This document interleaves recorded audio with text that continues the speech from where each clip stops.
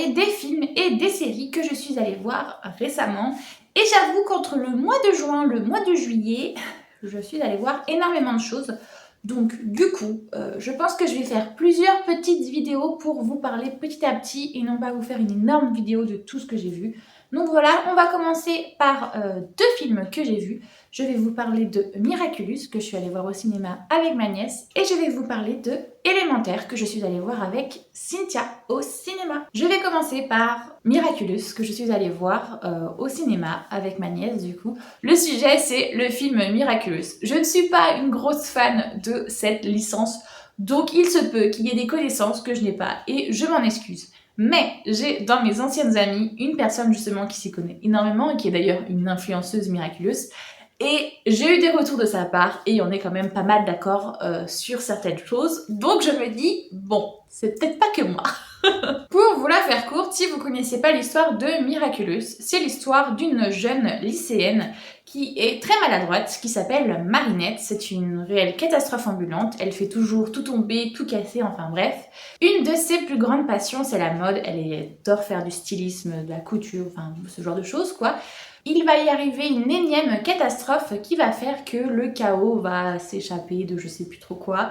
Et donc du coup, pour protéger le monde de la méchanceté, du chaos, du mal, eh bien il faut que deux super-héros sortent de l'ombre. Et donc, il y a des espèces de, je sais plus comment ça s'appelle, là, c'est pas des gemmes, mais c'est des trucs magiques, qui vont aller rechercher dans Paris les deux futurs super-héros, qui seront donc Ladybug et le Chat Noir. Évidemment, Ladybug va tomber sur notre Marinette, qui est une catastrophe ambulante, et qui va du coup devoir apprendre à sauver le monde, malgré ses maladresses énormes. Et on va découvrir que dans l'école de Marinette, il y a un jeune homme qui est un jeune riche héritier, assez malheureux puisque depuis le décès de sa mère, son père est une personne qui se renferme énormément. Malgré toutes les richesses, puisqu'il vient d'une famille justement de la haute couture et tout, vous voyez le lien là, eh bien il est assez malheureux puisqu'il est quand même tout seul, assez enfermé. Et malgré ça, c'est une personne quand même très gentille, très adorable et voilà. Mais du coup, Adrien va devenir par opposé le Chat Noir, le deuxième super-héros de l'histoire.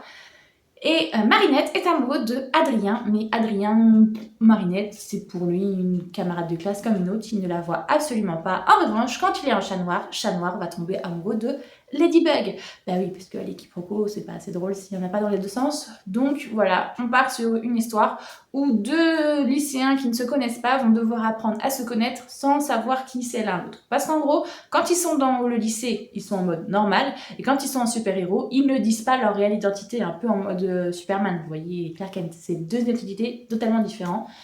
Donc voilà pour à peu près le speech, on va devoir les voir sauver le monde, blablabla. Bon, le speech est pas si mal que ça, on va dire, ça se base un peu sur le dessin animé de base, même s'il y a eu beaucoup de largesses de ce que j'ai compris justement en parlant avec d'autres qui sont un peu plus connaisseurs du sujet que moi, il y a plein de choses qui sont un peu pas comme dans le truc. Mais ça, moi je m'en fiche parce que de base justement, même si j'ai vu 2 ou 3 épisodes de la saison 1, je me suis jamais intéressée réellement à Miraculous. Donc j'y suis allée en bon enfant en disant, je m'en fiche, je veux juste voir un dessin animé avec ma nièce, il y aura pas de soucis. Ah ben si, il y a eu des soucis. Parce que, ok, c'est un film qui est soi-disant pour grand public, donc aussi pour enfants. Mais il faut pas prendre les enfants pour des débiles non plus. Très clairement, Miraculous les a pris pour des débiles. Déjà, le scénario est pas officine, mais à la limite, c'est pas le plus grave pour moi. La bande-son est horrible, franchement. J'adore hein, les comédies musicales et tout, mais les musiques, c'est hyper monotone, c'est toujours le même son, c'est... Enfin voilà, c'est hyper pathos.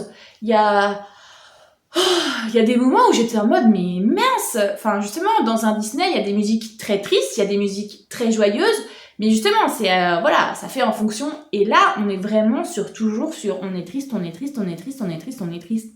Mais les gars, c'est horrible à faire regarder. Enfin, c'est compliqué. Enfin, franchement, non. Graphiquement, il est très beau. Ça, il n'y a rien à redire. Franchement, j'ai adoré visuellement. Il est magnifique. Mais il y a énormément de longueur, que ce soit dans le scénario ou comme je vous disais justement dans les musiques, où on était en mode... Même ma nièce qui a 9 ans, à un moment, a gueulé en disant qu'il y avait un problème de synchronisation entre les paroles et les bouches des personnages. Franchement, pour qu'une gamine de 9 ans le remarque alors qu'elle est au cinéma en train de regarder le meilleur dessin animé pour elle de sa vie, puisqu'elle adore Miraculous, eh les gars, c'est que franchement, la production, là, il y a un truc qui allait pas. Donc, je sais pas ce qui s'est passé au niveau de la prod et tout, mais pour moi, franchement, voilà quoi, c'est pas une réussite. Graphiquement, il est très joli, mais l'histoire est pas ouf. La fin, oh là là. Bon, évidemment, si c'est fait comme un seul volume, il fallait une fin comme ça. Mais quand on sait qu'il y a je ne sais combien de saisons dans ce truc et que justement la fin, ben, c'est tout le nerf de l'intrigue, ils ne savent jamais réellement l'identité l'un de l'autre, et là on nous la donne en un claquement de doigts, ben, c'est, voilà, je comprends pas, les fans de Miraculous doivent être hyper énervées. Je comprends. Mais du coup, on va pas que parler de ça, donc comme je disais, l'histoire, ben, pas ouf, mais bon, voilà, ça pourrait passer. Graphiquement, c'est hyper joli. Les musiques sont horriblement longues et chiantes, soyons clairs, hein, on va pas se mentir. Bah, il n'y a pas d'intérêt, de message particulier. C'est un divertissement qu'on peut aller voir avec des jeunes enfants, mais qui, même les jeunes enfants, sont en mode « Ouais, c'était bien, mais... » Voilà, et qui arrivent à pointer du doigt tout ce qui ne va pas, alors que c'est des enfants. Donc, c'est qu'à mon avis, il y a des petits soucis. Et donc, je vais aussi vous parler d'un autre film que je suis allée voir, un autre dessin animé, qui est Élémentaire. Et pour le coup, là, j'ai beaucoup de choses à dire, mais pas du tout dans le même délire. Alors, Élémentaire, c'est l'histoire d'une ville où, justement, est arrivé les élémentaires Terre, Air et Eau, où le climat s'est plutôt bien passé. On est un peu comme dans un délire à la zootopie, où c'est une ville qui a été créée autour de, justement, de certains éléments, puisque eux s'entendent bien les uns avec les autres. Voilà, c'est en gros la ville. Je sais plus comment elle s'appelle cette ville, mais bref, Elementary, on va dire, voilà, Elementaryville. Et tout le monde vit bien en harmonie. Jusqu'au jour où il va y avoir des immigrés qui vont arriver. C'est l'élément feu qui va vouloir venir dans la ville, mais la ville n'est absolument pas adaptée pour eux, puisqu'il y a des ponts avec de l'eau, il y a plein de choses qui sont faites pour que le feu ne soit pas à l'aise, puisque très clairement, si le feu traverse le pont alors que c'est un rideau d'eau, il crève. Enfin bref, il y a plein de choses comme ça qui montrent que justement, la ville n'est pas adaptée à eux, et ne les prend vraiment pas en compte, et à la limite, même leur met tous les petits aléas qui peuvent leur arriver sur leur dos. Et franchement, j'ai adoré ce film. Je pourrais en parler pendant des heures, mais je vais essayer de me concentrer sur des points. L'histoire, c'est qu'il y a du coup la ville, Elementary, où les 3 éléments vivent en harmonie, mais il y a un petit peu en dehors de la ville, un ghetto, si je puis dire, puisque c'est les éléments feu qui vivent là, puisque la ville n'est vraiment pas adaptée à eux. Donc, on suit le destin de Flamme, qui est une jeune femme justement de l'élément feu. Ses parents ont immigré pour lui offrir une meilleure vie dans cette ville, mais malheureusement, comme je vous ai dit, la ville n'est pas du tout adaptée à eux, donc du coup ils vivent dans un ghetto. Toute sa vie, elle a été tracée pour reprendre derrière son père l'entreprise que lui-même a créée, en espèce de petit café, bistrot, épicerie spécialement pour les feux dans leur quartier en gros. Et donc toute sa vie tourne autour de ça, de rendre fier son père et de pouvoir reprendre sa succession après parce que son père commence à se faire vieux. Il va lui arriver quelque chose qui fait qu'elle va rencontrer Flack, un jeune homme mais qui lui est de l'élémentaire eau. Et c'est très important puisqu'ils sont feu et eau, donc ils ne sont pas destinés à devenir amis et encore moins à éprouver des sentiments l'un pour l'autre. Je pense que vous aurez compris dans le speech, justement, tout l'intérêt de cette histoire est là, c'est comment montrer que des personnes qui viennent de milieux radicalement différents puissent être ensemble et vivre en harmonie. Et donc, elle, fille d'immigré de l'élément feu, qui est rejetée souvent par tout le monde, va du coup voir un petit peu la ville à travers les yeux de Flack, qui lui est un jeune homme, en gros, de la bourgeoisie, très clairement, puisqu'il est l'élémentaire eau et que les eaux sont très bien placés dans la sphère hiérarchique de la ville. Et donc du coup, lui aussi va voir à travers les yeux de Flamme comment la ville, en fait, n'est pas forcément si un paradis que ça, puisqu'elle n'est pas adéquate pour tout le monde. Tout le monde ne peut pas vivre en harmonie les uns avec les autres, puisqu'il y en a qui sont quand même rejetés. Et du coup, on va parler de choses un peu plus terre à terre. L'histoire, elle est très bien. Franchement, il y a plusieurs niveaux, et c'est ça ce que j'adore, Disney Pixar on adore, c'est que justement, on peut regarder cette histoire à travers le prisme de la relation amoureuse qui va lier les deux personnages. Et franchement, l'histoire est top. mais il y a aussi d'autres messages qui sont passés, comme justement la relation qu'entretient Flamme avec son père, qui sont des choses assez courantes qu'on voit dans les films. Le père qui met beaucoup la pression à son enfant pour reprendre l'entreprise derrière elle, et comment l'enfant ne sait pas justement si c'est sa voie ou pas. Ça, c'est des messages qui sont déjà vus, mais qui sont bien toujours de rappeler que son enfant, c'est pas soi, et qu'il a peut-être des rêves rien qu'à lui, et qu'il faut le laisser vivre, entre guillemets. Donc voilà, il y a plusieurs lectures, et moi ce qui m'intéresse surtout, c'est justement la lecture aussi politique qu'on peut y voir derrière, justement, comme je vous disais. Les éléments feu sont arrivés dans une ville qui n'était pas faite pour eux, et au lieu d'être intégrés par eux, ils ont été mis au banc de la société, et ils vivent dans ce que moi j'appelle un ghetto. Et je pense que le parallèle a été fait de manière magnifique par Pixar, justement, parce que c'est exactement ce qui se passe dans nos sociétés. Quand il y a des personnes d'origine ethnique différente qui arrivent dans un pays, et bien malheureusement, elles se retrouvent entre elles dans une communauté et ça forme des quartiers ou des ghettos.